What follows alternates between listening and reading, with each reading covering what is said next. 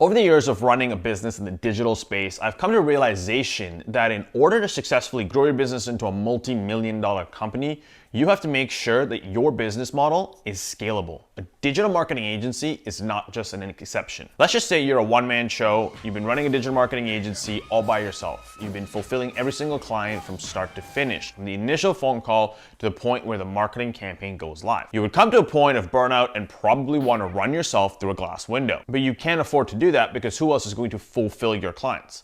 Don't worry, because I myself have been in your shoes. So what I'm going to be sharing with you right now are my top 5 practical steps that you can implement in your company right away to build yourself a scalable digital marketing agency to the size that you completely desire. And we're going to help you do this effectively and efficiently as possible by automating the entire agency so that you can spend time doing the things that you truly want to do. Step 1, understanding your strengths and weaknesses. The biggest differentiator when any business gets started is most people get started because they understand that they have a skill set that they want to build a business in. One of the early on books that I read was a book by the name of E-Myth by Michael Gerber. In that book, he talks about what most people do is they start working in their business and then will eventually get to a point where they do not ever work on their business. Now, the reason being is because they realize that they have a skill set that they cannot duplicate. That is exactly what I'm about to talk about. When you get started into the digital marketing space, you have multiple strengths that you could lean on. One could be sales, the other could be digital marketing, whether it's social media advertising,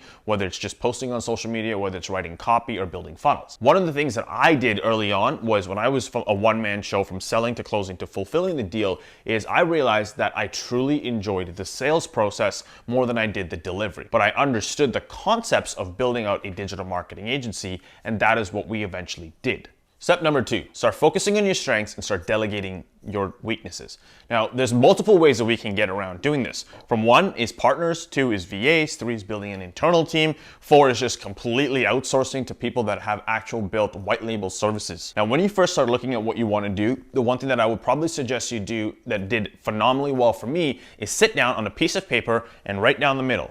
Things, my strengths, my weaknesses, okay? Because you're gonna start seeing all the strengths that you're gonna have and you're gonna start seeing all the weaknesses you're gonna have. Once you start doing that, you're gonna start figuring out who you can delegate to immediately. The quickest way to build a scalable business is through delegation, to have someone else do the things that you truly do not wanna do. Now, step number 3, start and focus on building a team. When I first got started in my digital marketing agency, I was a one-man show, like I said at the beginning of the video.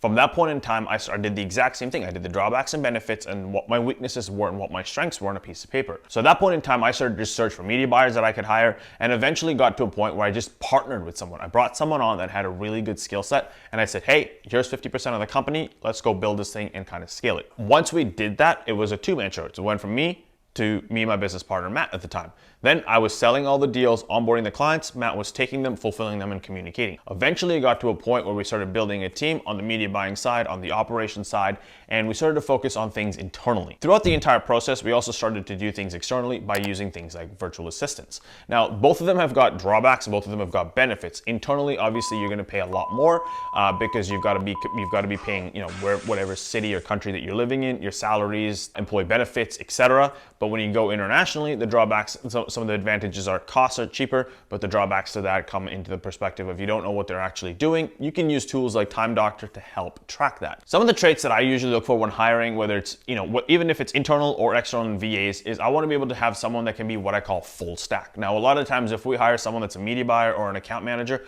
I want them to be able to understand that if hit the fan, let's just say that they could literally go and help somebody else in another part of the company and understand how to be a positive impact to that role.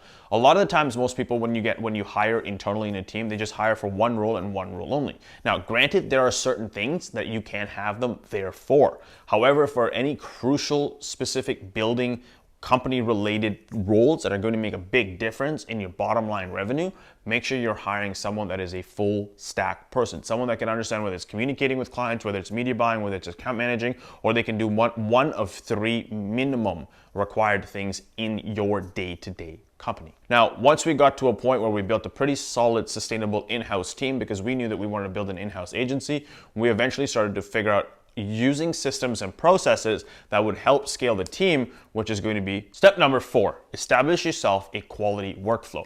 Now that just doesn't mean for yourself, it also means for your team. Now, if you remember in step 2 and step 3, we talked about delegation and building a team. In step number 4, when you have a workflow that you can sustain from the time a client is onboarded or even from the time a client is sold or a lead comes into your company all the way to the time where you're fulfilling the lead.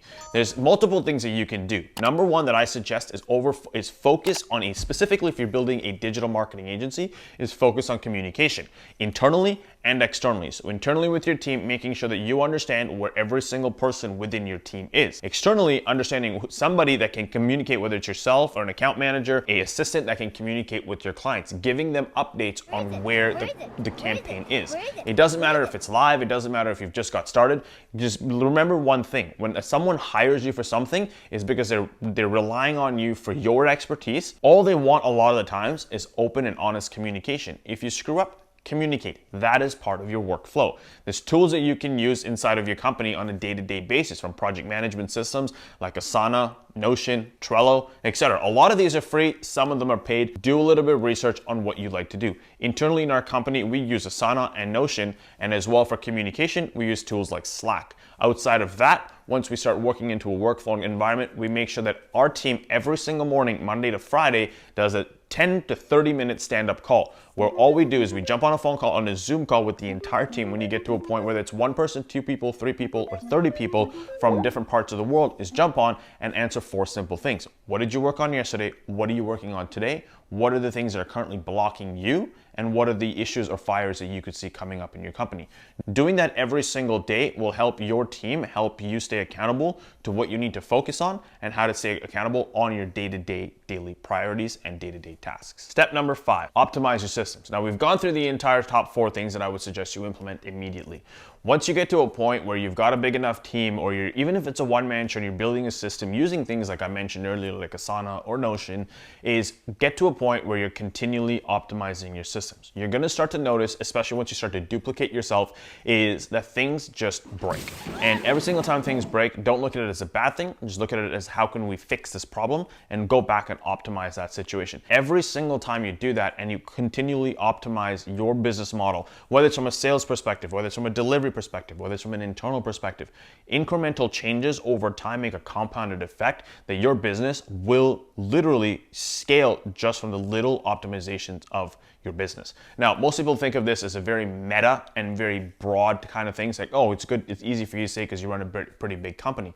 I can almost guarantee you, if you saw my business even 4 years ago, nothing was optimized. So what I'm about to share, what I'm sharing with you, is something that we had to learn a very, very hard way.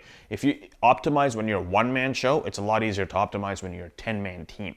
And I can guarantee you that one tip right there will transform your entire business. Now, to summarize this entire video, these 5 steps that I just broke down for you is exactly what we use in our agency every single day. So to completely give you every single one of those steps again, number 1, understand your strengths and weaknesses. Sit down, figure out what you're really good at, what you do not like doing, and figure out a way to, number 2, look at your strengths and what you want to compound on and start delegating it.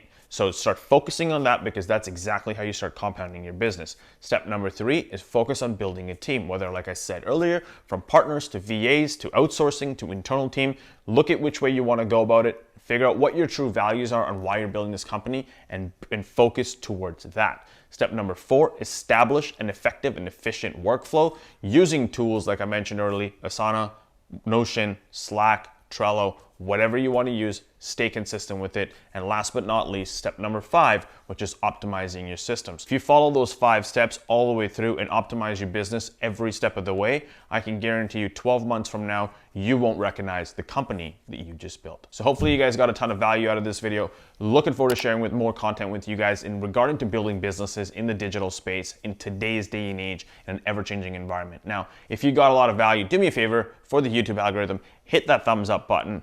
Leave me a comment on what was the biggest thing that you're going to implement from these 5 steps that I just shared with you today. And also, if you haven't already, go ahead and hit that subscribe button, because I look forward to seeing you in the next video.